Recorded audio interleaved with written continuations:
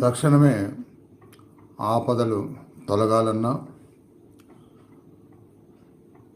పట్టిపీడిస్తున్న భయాలు, దుష్టశక్తులు, శత్రుభయాలు అన్నింటినీ వెంటనే తప్పించాలన్నా, అన్ని శుభాలను తొందరగా కలిగించాలన్నా అది లక్ష్మీ నరసింహస్వామి ప్రార్థనతో జరుగుతుంది.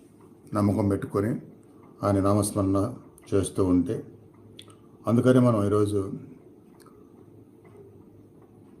ముందుగా నరసింహస్వామి అష్టాదశ నామాలతో మొదలుపెట్టి తర్వాత ఆ స్తోత్రాలు కూడా నరసింహస్వామి నామాలు వింటూ భక్తితో